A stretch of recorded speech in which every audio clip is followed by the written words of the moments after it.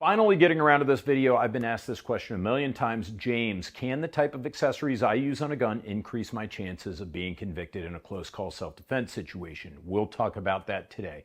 I'm James Reeves. I'm the US LawShield independent program attorney for Louisiana and Mississippi. If you'd like to join US LawShield, use the code NGGC at checkout. In my range, the neutral ground gun company, you'll get 20 or 30 bucks. You get 2 or 3 free months added to your membership, I think, if that promo is still going. US LawShield doesn't sponsor or sanction these videos. They don't even know I'm doing them. We already discussed in a very popular video that studies have shown that mock juries will look at the type of gun you use in a shooting, and it can drastically affect not only your probability of conviction, but your sentence as well. AR-15, you're going to be ankles behind the head in prison, according to this study. And some of you may remember the How Ammo Can Send You to Prison video, where I discussed the Martinez case, where a man shot his cousin with a 3D printed Tech-9 loaded with RIP ammunition, aka radically invasive projectile ammo. And the ammo was used as evidence by the prosecutors in that case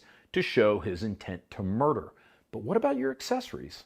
I mean, guys, if the gun or the ammo can impact your appearance to a jury, it only makes sense that your accessories could as well, right?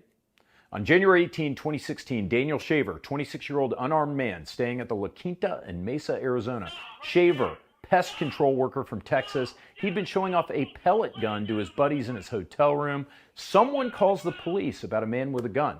Mesa police, including this guy, Officer Philip Brailsford, respond to the call. They order Shaver to exit into the hallway. There's this infamous body camera footage showing Shaver being barked at and given a series of complex, aggressive commands. Okay, young man, listen to my instructions and do not make a mistake. Crawl towards the officer while doing the hokey pokey if he doesn't want to get shot. Do not put your hands down for any reason. You think you're going to fall, you better fall on your face. Your hands go back in the small of your back or down. We are going to shoot you. Do you understand me? Yes, sir. I think he was literally begging for his life. Crawl towards me. Crawl towards me! Yes, sir. But Brailsford shot the unarmed man to death with his AR-15. Brailsford was charged with murder. One of the key points of contention in the trial was the engraving on Brailsford's AR dust cover. It said, "You're laser engraved on the inside of the dust cover. In other words, when you go to charge the gun, that dust cover flips open. It says, "You're f***ed." First question, why? Why? Ever? Why? Why would you, a police officer, have this shit on your duty gun? Cops watching this video, if you know a guy in your department who has dumb shit like Punisher skulls or cringy dust cover engravings, 4-knuckle nut check that guy next shift. Tell him I told you to do it. The prosecution latched onto this, as they should, arguing that this showed that Brailsford had an aggressive inclination to kill. Lucky for the cop, the judge excluded the dust cover because it would be unfairly prejudicial to the case. But the takeaway here is that the prosecution noticed it and they wanted to get it in front of the jury. The evidentiary ruling could have gone either way. Different judge might have said, you know what? Yeah, let it in. Brailsford was acquitted, but public outrage continued, fueled in part by the pictures of the dust cover, which was even the subject of a podcast from one of the lawyers working on the case. Brailsford was terminated from his employment. Shaver's widow and children filed a wrongful death lawsuit against the city of Mesa. They were awarded a $1.5 million settlement.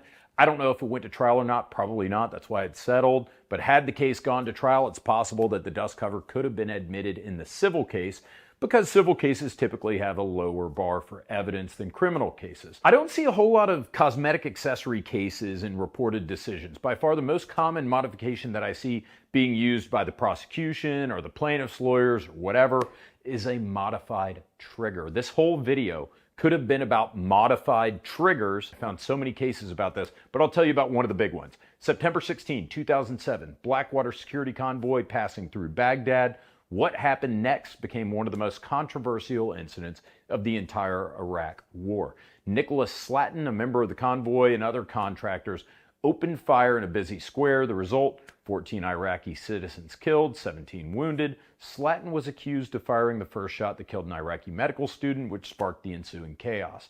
He worked for Blackwater. He was charged with first-degree murder, faced a lengthy legal battle. One of the most critical aspects of the case for the prosecution was the modification made to Slatten's rifle, a Knight's SR-25 DMR rifle. Us gun guys, we know a DMR is going to have probably a very light trigger, but that's the dangerous thing. Your prosecutor wouldn't know shit about guns, and that can work for you or against you. The prosecution heavily focused on the hair trigger in Slatten's rifle, arguing that this modification demonstrated his readiness to use deadly force, his premeditated intent to shoot without provocation. The court admitted the trigger modification into evidence under Rule 404B, which allows admission of the trigger to show proof of motive and intent.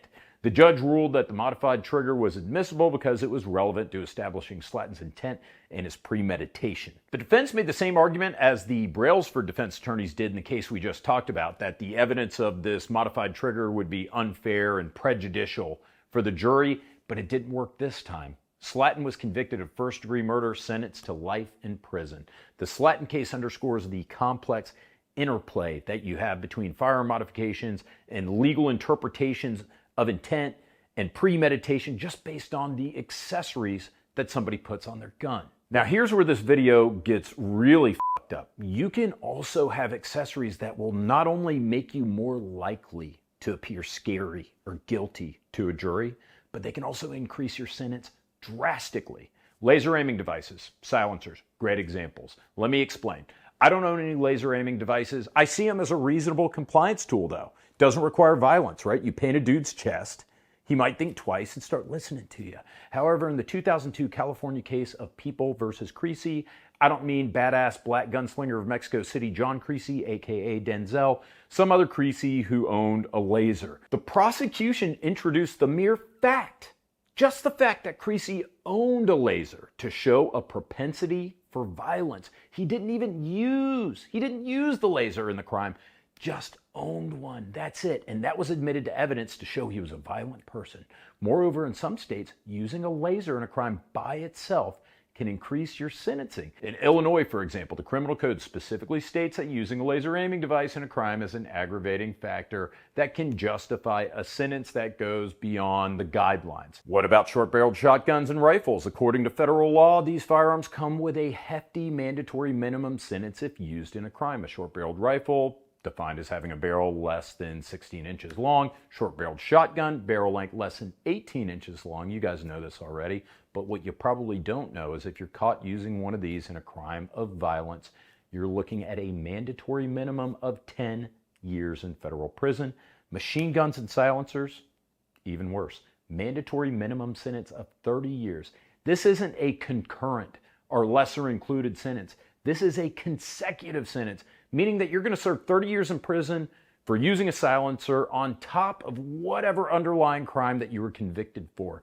We all realize a silencer can save our hearing if we have to fire a gun in our house and defend ourselves, but the judiciary doesn't see it that way. There are numerous court opinions, where I've found similar quotes to this one that I got from US versus Leos, where the Ninth Circuit observed, and I quote, "A person probably would not be interested in a gun with a silencer if he or she was only interested in lawful self-defense." Unbelievable, but then again, it is the Ninth Circuit. Now, I haven't found a single Punisher Skull decision yet, but remember this, if the gun's going to have an impact on your case, if the ammo is going to have an impact on your case, don't you think the accessories will have an impact on your case? If you change your trigger to something lighter, prepare to have a prosecutor seek to admit that as evidence of your propensity for violence or your disregard of human safety. He may not win, but he may. And if you decide to Barbie doll up your arrow with cringy laser engraved dust covers, other bullshit, even if the dust cover itself doesn't get admitted to evidence, or does, first of all, why? Why would you do that? At least a trigger makes your gun shoot better. And a good defense attorney can explain a trigger or hollow point ammunition to a jury, but imagine your lawyer having to explain what Malone Law Bay means right after your surprise cock dust cover just got passed around the jury box for a close-up inspection. So I'm not trying to scare you, I'm just trying to present to you some risks that we law-abiding citizens who use these accessories to make ourselves safer, what we might face. So that gives you three options. You can do some of them, all of them, none of them, I don't care. Option one, get a Mini 14 with Woodstock, call it a day. Mossberg Maverick 88, Beretta 1301. Studies have shown Minis and shotguns play better in front of a mock jury than your AR-15. But James, I'd rather be judged by 12 and carried by 6. Yes, duly noted. I'm not telling you what to do. I'm not your dad. I'm telling you what you could do. You could also not use a suppressor or a laser aiming device or a short barrel rifle or a short barrel shotgun. The one that really hurts, that really sucks, 30 extra years for a suppressor. I'm not your lawyer. This isn't legal advice, but a lot of these suppressors are quick detach. Just saying. That's it. They can detach. Option number 3, you can get a membership with US LawShield or another program. What I like about US LawShield, though, is that you know who your lawyer is in advance. You know he or she is going to be licensed in the state where you live, and it isn't going to be some lawyer in some other state appointing some lawyer you don't know that you can't talk to in advance. LawShield, you can call me up for free if you're Louisiana or Mississippi. You can call up the lawyer in your state for free. You can speak to them, say, hey, these are the accessories I have on my gun. What do you think about this? So talk to the lawyer who's going to be representing you. Make sure they know guns. Make sure they know accessories. Make sure they know the rules of evidence so she can exclude irrelevant or unfair prejudicial accessories. Think about the Your Fuck dust cover that got excluded. But if your accessories do get admitted over objection, well, on one hand, that's a good basis for appeal. I deserve a new trial because the jury shouldn't have seen my Mikasa Ackerman laser engraved titty drum. Improperly admitted evidence, wonderful basis for a criminal appeal. Worst case scenario, however, your accessory gets admitted. But you have a defense attorney who knows his ass from his elbow, who can explain why you're using an AR-15, why you're using hollow point ammunition, why you have a suppressor, why you've got a Geisley trigger. He can explain that in layman's terms to a jury so they don't run wild with it. The lawyer can draw the sting at trial, explain why you have these accessories, and play down the DA's evidence. I've got more faith in the average gun owner in the justice system because I see it every day, not just in the headlines. But that said, I've also seen some really bad decisions, not because anyone was trying to do anything wrong, but because the lawyers didn't know guns and neither did the judge. If your lawyer can't field strip an AR-15 in 60 seconds, which is an eternity to complete this task, by the way, keep them if you like them, but get someone else if you have to shoot someone, which hopefully you never have to. Thank you guys for watching. Please consider supporting me at subscribestar.com/TFBTV. I rely upon you guys. Again, US LawShield. They didn't sponsor this video. They didn't sanction it. They don't even know I'm making this video. The only money I get from them for this content might be the $20 or $30 per person if you sign up with the NGGC referral code. If you like the content, throw your boy James J. Reeves, Esquire, a bone. After all, I do leave a lot of billable hours on the table to make this content for you. I edit my own videos, but I love doing it. And I hope it's helpful for you. I'm not your lawyer. This is not legal advice. Take care.